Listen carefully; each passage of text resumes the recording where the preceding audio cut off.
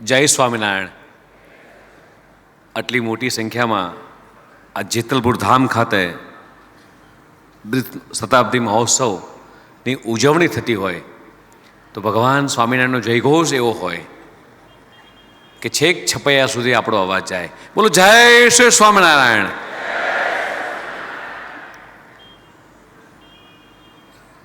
પરમ પૂજ્ય ધર્મ ધુરંધર આચાર્ય કૌશલ્ય પ્રસાદ મહારાજના ચરણોમાં વંદન. મોટા મહારાજ શ્રી તેજેન્દ્ર પ્રસાદ મહારાજજીના ચરણોમાં વંદન.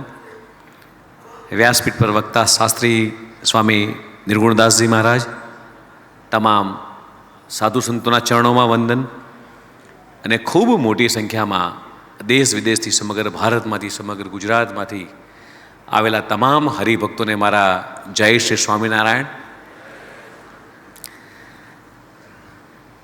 હું જેવો જેતલપુરની અંદર હું અને અમારા મહામંત્રી પ્રશાંતભાઈ અને બધા આવતા હતા, એટલે મેં કીધું, પ્રશાંતભાઈ આપણે કીધું અમદાવાદમાં છીએ ને, આખું એક નગર વસ્યું હોય અને એટલો મોટો ઉત્સવ, આખો સમયો, કિરીટભાઈ આમ નવાઈ લાગે કે શું આમ ભગવાનની કૃપા તો જુઓ.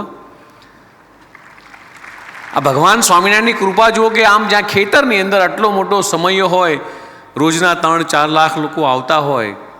અને હમણાં સ્વામીજીએ કીધું એમ કે જે દર્શન કરવા જેતલપુર આવે છે એ કોઈ વ્યક્તિ નથી તરસ્યો જતો કે નથી ભૂખ્યો જતો. એટલે સ્વામીજી હું કહીશ કે જે શેરડીનું પાણી જે પીવડાવે છે અથવા છાશ પીવડાવે છે એના પર પણ ભગવાન સ્વામિનારાયણના 100% આશીર્વાદ છે.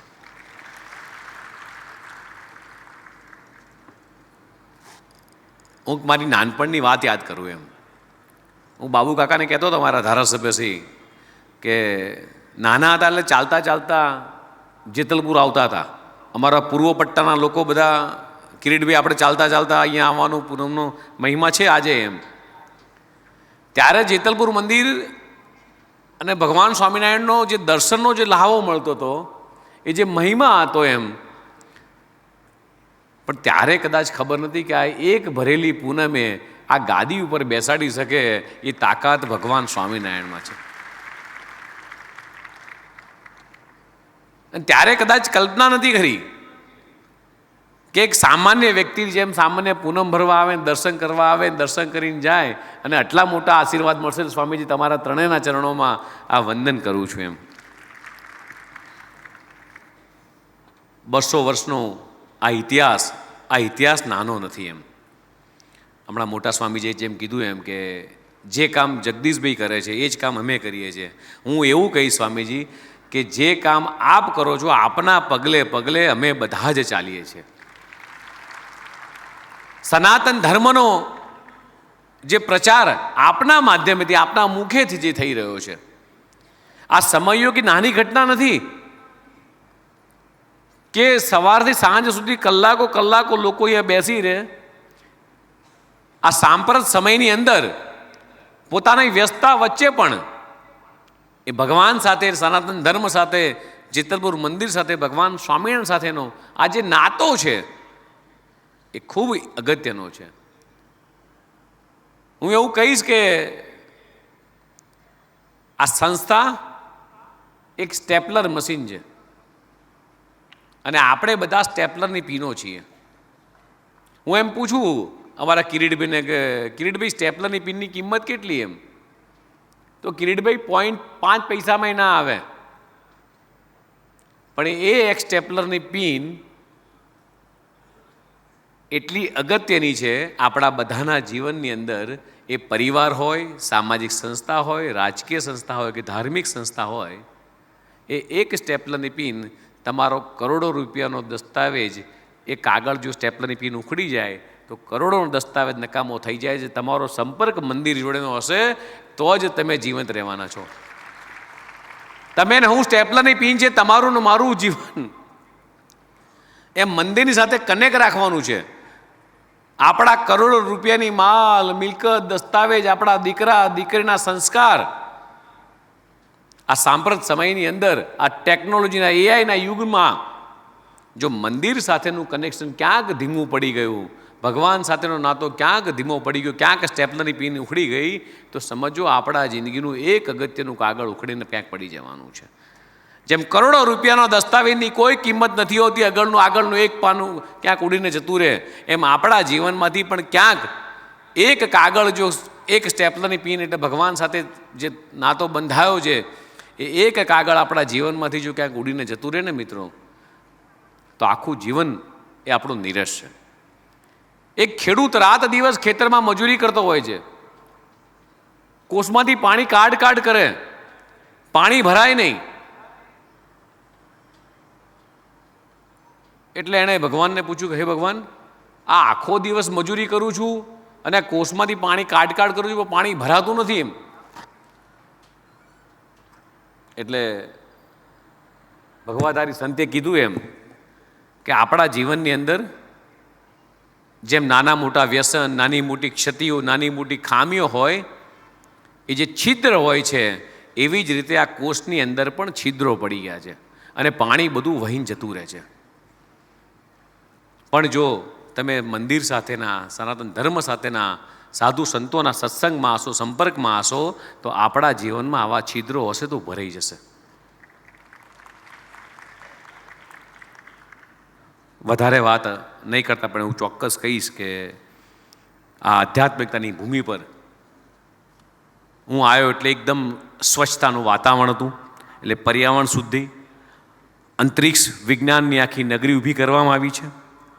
ઓપરેશન સિંદૂર, જે માતાઓને બહેનોનું સિંદૂર ભૂસવાનો પ્રયાસ આતંકવાદીઓએ કર્યો હતો, એ ઓપરેશન સિંદૂરનો કરારો જવાબ આપણા જવામર્દ સૈનિકોએ આપ્યો, એનું પણ પ્રદર્શની ગોઠવવામાં આવી છે. જ્ઞાનવર્ધક મંચ આખું જે બનાવવામાં આવ્યું છે, આખી બાલનગરી ઊભી કરવામાં આવી છે, રક્તદાન શિબિર અને સાથે સાથે વ્યસન મુક્તિ, આ બધી જ વસ્તુઓ આ જેતલપુર નગર ખાતે એ ઊભી કરવામાં આવી છે. મિત્રો, તમે પરિકલ્પના કરો કે જેટલા પણ લોકો અહીંયા આવે એ કોઈ પણ એક જગ્યાએ મુલાકાત લઈને બીજી જગ્યાએ નીકળે તો કેટલી બધી વસ્તુ ગ્રહણ કરીને જાય. મારે ને બાબુ કાકાને ત્યારે મારે વિધાનસભા ચાલુ છે, એટલે મેં પહેલાં આવવા માટે થોડી હાના કરી, પ્રશ્નોત્તરીને બધું હતું. કિરીટભાઈનો મારો આગ્રહ હતો કે ભાઈ ના આવવું તો પડશે જ એમ, પણ છતાંય કદાચ ના આવ્યો હોય તો મને આ જેટલા હજારોની સંખ્યામાં જે હરિભક્તો દેખાય છે એમના દર્શનનો લાવો ના મળત. મારી વાતને વિરામ કરતાં એવું ચોક્કસ કહીશ કે જે આ સમયો ચાલી રહ્યો છે 200 વર્ષનો આમ જેતલપુર મંદિરમાં, ત્યારે જેટલા પણ હરિભક્તો અહીંયા આવ્યા છે, મને અમારા રાજુભાઈ કહેતા હતા કે સાહેબ, મોટા ભાગની વસ્તુ એ સ્વદેશી વસ્તુ વાપરવાનો પ્રયાસ કર્યો છે, અમે એક પણ વસ્તુ વિદેશી નથી વાપરી. દેશના યશસ્વી પ્રધાનમંત્રી માનનીય મોદી સાહેબ કહે છે લોકલ ટુ વોકલ, આત્મનિર્ભર ભારત અને મેક ઇન ઇન્ડિયા જેમનું બનાવવાનું જે સપનું છે, જેટલા પણ હરિભક્તો અહીંયા આવ્યા છે એમને મારી વિનંતી છે કે આખી દુનિયાની અંદર જે રીતે અત્યારે વોર ફાટી નીકળી છે, જે રીતે અત્યારે યુદ્ધો ચાલી રહ્યા છે, આજના દિવસમાં મારે એવું કહેવું છે કે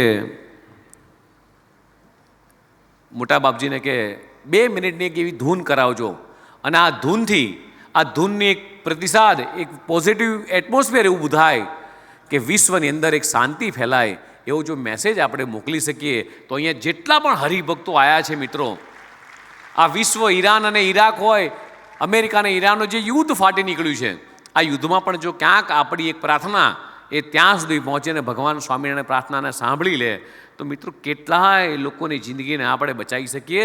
એવી પ્રાર્થના આપણે આજે 2 મિનિટની જો ધૂન થાય તો કદાચ આપણે આ અવાજ ભગવાન સ્વામિનારાયણ સુધી પહોંચે અને ભારતને આત્મનિર્ભર બનાવવાના સંકલ્પમાં મિત્રો આપણે સૌ, જે રીતે દેશના યશસ્વી પ્રધાનમંત્રી માનનીય મોદી સાહેબ જે કહી રહ્યા છે કે હું સ્વદેશી વસ્તુ વાપરીશ, સ્વદેશી વસ્તુનો ઉપયોગ કરીશ, રોજ દર વર્ષે એક સંકલ્પ એવો કરીએ કે ઘરમાં કોઈ પણ વસ્તુ ખરીદીએ તો એ સ્વદેશી વસ્તુ ખરીદીએ, ભારતના કારીગરો દ્વારા બનાવેલી વસ્તુનો જો ઉપયોગ કરીશું તો એ મારા ને તમારા, એ ભાઈ બહેન, દીકરા દીકરી, એના પરિવારની વૃદ્ધિ થવાની છે. જે રીતે આખો આ સમયો, જે રીતે મને રાજુભાઈ કીધું કે મોટાભાગની તમામ વસ્તુઓ એ સ્વદેશી વાપરવાનો જે આગ્રહ રાખ્યો છે, એ જ પ્રમાણે આપણે સૌ આપણા ઘરની અંદર, આપણા જીવનમાં એ સ્વદેશીતાને અપનાવીએ.